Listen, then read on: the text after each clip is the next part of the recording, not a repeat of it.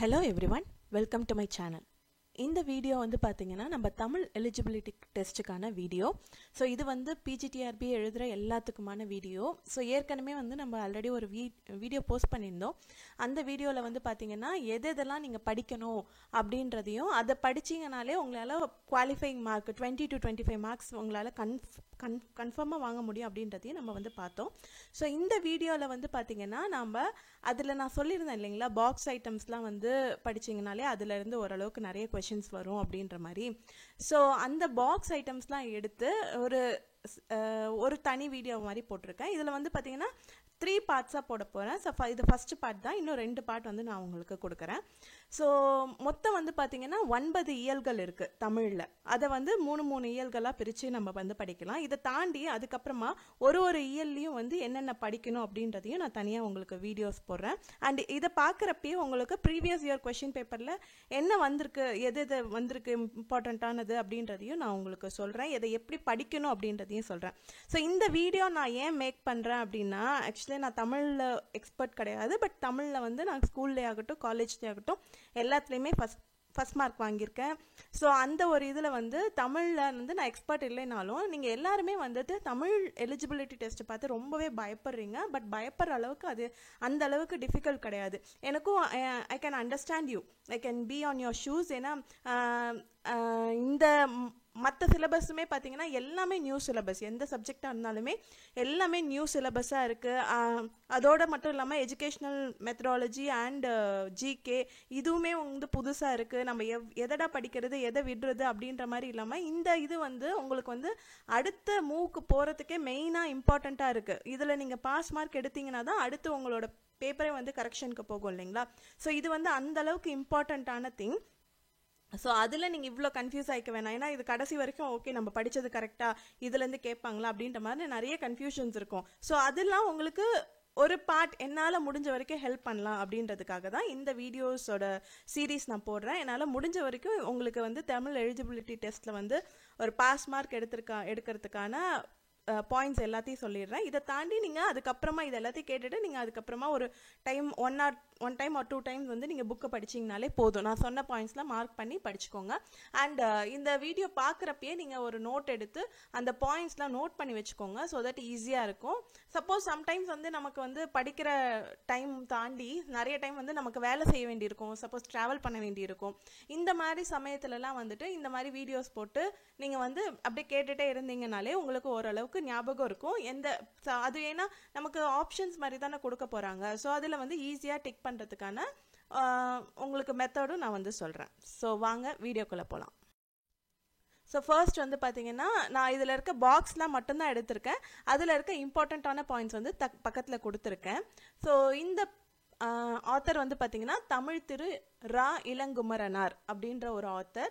இவர் வந்து பார்த்தீங்கன்னா திருவள்ளூரில் வந்து ஒரு தவச்சாலை திருவள்ளுவர் தவச்சாலை அப்படின்ற ஒன்றை வந்து திருச்சியில் வந்து ஏற்படுத்தியிருக்காரு. ஸோ திருச்சியில் வந்து பார்த்தீங்கன்னா அல்லூர் அப்படின்றது. ஸோ எப்படி கேட்கலான்னா, திருவள்ளுவர் தவச்சாலை என்ற அமைப்பை உருவாக்கியவர் யார் அப்படின்ற மாதிரி, அமைத்தவர் யார் அப்படின்ற மாதிரி கேட்கலாம். ஸோ இட் இஸ் ரா இளங்குமரனார். அரல்ஸ் பாவாணர் நூலகம் இதை உருவாக்கியவர் யார் அப்படின்ற மாதிரி கேட்கலாம். அதுவுமே வந்து ரா இளங்குமரனார். அண்ட் தமிழ் வழி திருமணங்களை நடத்தியவர். ஸோ நார்மலாக வந்து சான்ஸ்கிரிட்டில் தான் வந்து பேசுவாங்க இல்லைங்களா. ஸோ அது இல்லாமல் தமிழ் வழி திருமணங்களை நடத்தியவரும் வந்து இந்த ரா இளங்குமரனார். அண்ட் இவர் வந்து இமைகளை மூடியபடி எழுதும் ஆற்றலை கொண்டவர், கண்ணை மூடிட்டே வந்து எழுதும் ஆற்றலை கொண்டவர். அது யார் மாதிரி அப்படின்னு சொல்கிறாங்கன்னா, தமிழ் தென்றல் திருவிக்கா மாதிரி கொடுத்துருக்காங்க. ஸோ இங்கே வந்து ஒரு ஸ்பெல்லிங் மிஸ்டேக் இருக்குது. ஸோ சப்போஸ் ஏதாவது ஒரு சில மிஸ்டேக்ஸ் ஏன்னா நான் காப்பி பேஸ்ட் பண்ணும்போது இந்த இதில் வந்து மிஸ் ஆகிடுது. நான் இது வந்து இங்கிலீஷ் கம்ப்யூட்டர் தான், நான் அதில் முடிஞ்ச வரைக்கும் மிஸ்டேக்ஸ் இல்லாமல் தான் பண்ணியிருக்கேன். பட் சம் மிஸ்டேக்ஸ் வந்தால் ப்ளீஸ் அட்ஜஸ்ட். ஸோ இந்த பாயிண்ட்ஸ்லாம் தான் வந்து நீங்கள் வந்து முக்கியமாக பார்க்க வேண்டியது. ஸோ இந்த மாதிரி கூட கேட்கலாம், தமிழ் தென்றல் திருவிக்கா போல் இமைகளை மூடியபடி எழுதும் ஆற்றல் கொண்டவர் யார் அப்படின்னு கேட்கலாம். இல்லை இவரை டேஷை போல் இமைகளை மூடியபடி எழுதும் ஆற்றலை கொண்டவர் ரா இளங்குமரனார் அப்படின்ற மாதிரி கூட கேட்கலாம். தமிழ் தென்றல் திருவிக்கா அப்படின்ற மாதிரி கூட இதுலேருந்து கொஷின்ஸ் கேட்கலாம்.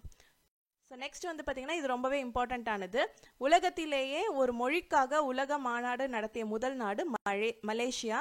அம்மாநாட்டிற்குரிய முதல் மொழியும் தமிழே. தமிழ் தான் ஃபஸ்ட்டு அந்த மாநாடு முதல் உலக மாநாடு மொழிக்காக நடத்தினது வந்து மலேசியா.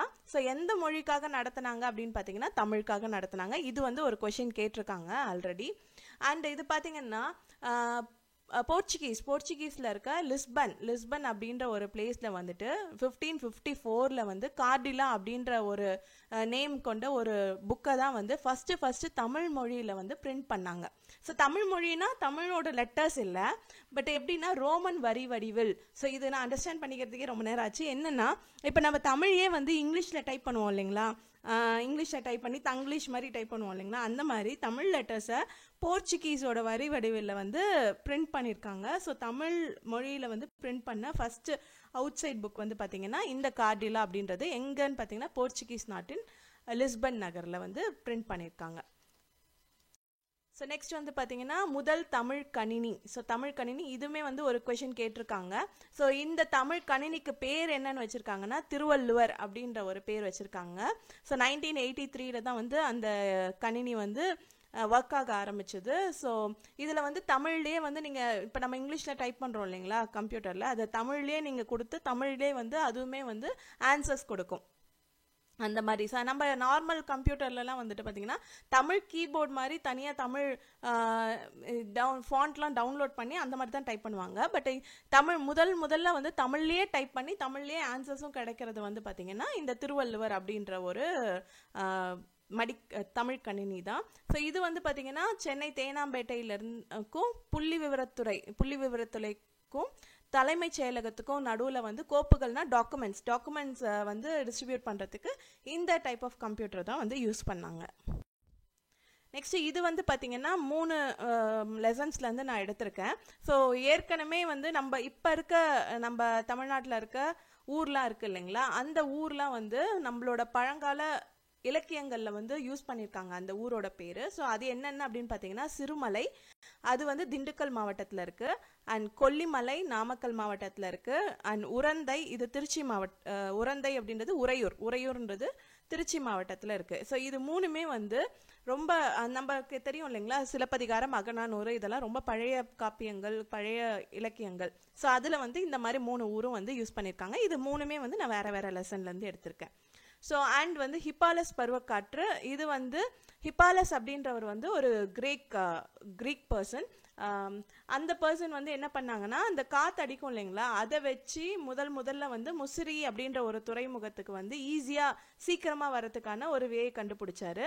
ஸோ அந்த வேவ் வந்து ஹிப்பாலஸ் வே அப்படின்றதும் வழி அப்படின்றதும் ஹிப்பாலஸ் பருவக்காற்று அப்படின்னு அந்த பேர், அந்த பருவக்காற்றுக்கே வந்து நேம் வந்து மாற்றினாங்க.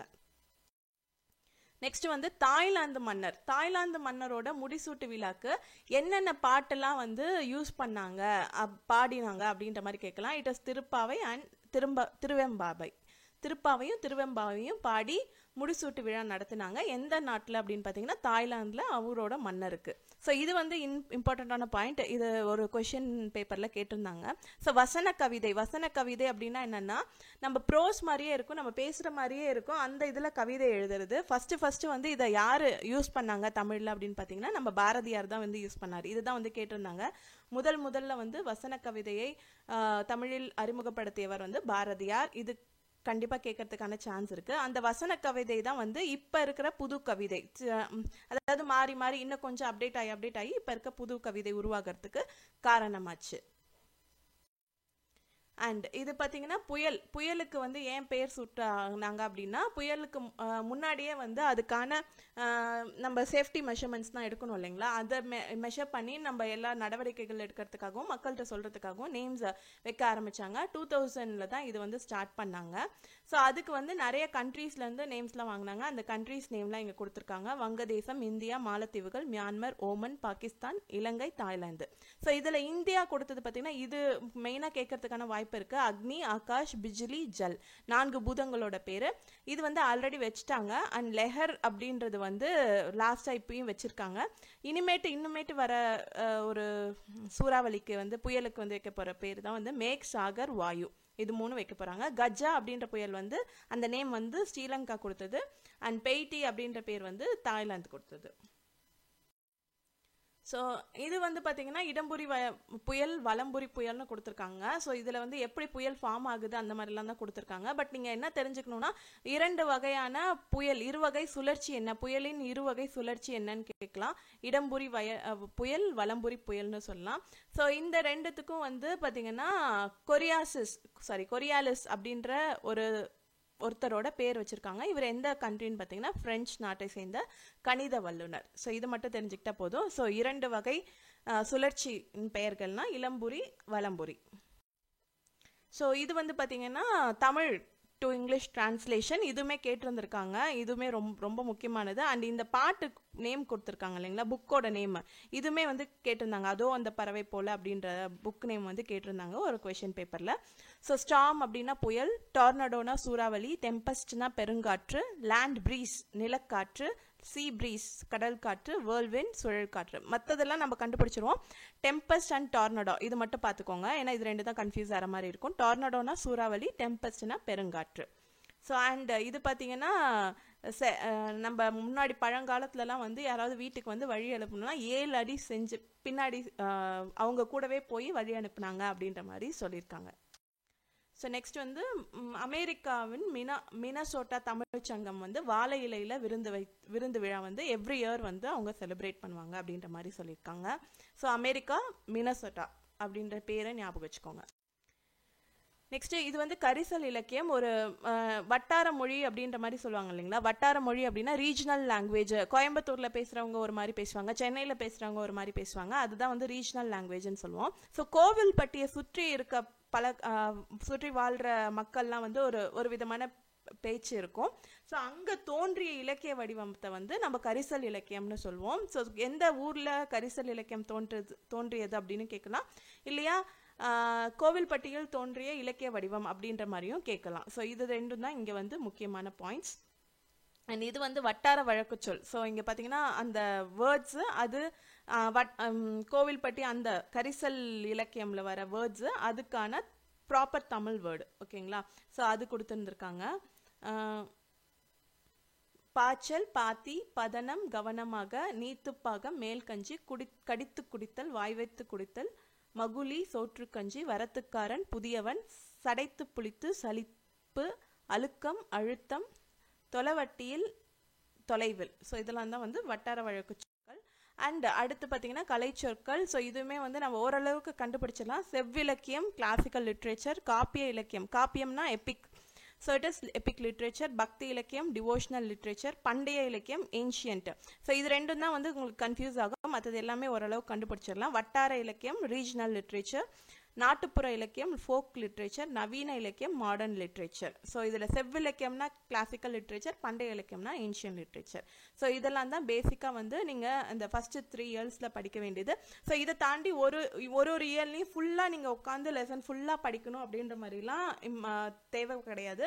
அதுலேயே வந்து ஒரு பாயிண்ட் இம்பார்ட்டன்ட் பாயிண்ட்ஸ் இருக்கும், ஒரு சில இம்பார்ட்டண்ட்டான பாயிண்ட்ஸ் இருக்கும். ஸோ அந்த மாதிரி இம்பார்ட்டண்ட்டான பாயிண்ட்ஸ் மட்டும் நீங்கள் எடுத்து படிச்சிங்கனாலே உங்களுக்கு வந்து போதுமானதாக இருக்கும். புக்கை வந்து அப்படியே ஃபஸ்ட்டு புக் பிகினிங்லேருந்து புக் எண்டு வரைக்கும் படிக்கணும்னு அவசியம் கிடையாது. அண்ட் ஒரு சிலர் வந்து நிறையா படிச்சிருந்தாலும் அவங்களுக்கு எதெல்லாம் கேட்பாங்க அப்படின்றது தெரியாது. ஸோ தட் கன்ஃபியூஸ் ஆகிட்டு இருப்பாங்க. அவங்களுக்கு ஹெல்ப் பண்ணணும் அப்படின்றதுக்காக தான் இந்த வீடியோ. ஸோ இந்த வீடியோ உங்களுக்கு பிடிச்சிருந்தா கண்டிப்பாக கமெண்ட் பண்ணுங்கள். ஸோ தட் எனக்கு இது இன்னும் இந்த மாதிரி வீடியோஸ் மேக் பண்ணுமா இல்லையா அப்படின்றத வந்து நான் டிசைட் பண்ணுவேன். ஸோ இந்த video please like, share and subscribe. Wish you very very all the best. Thank you.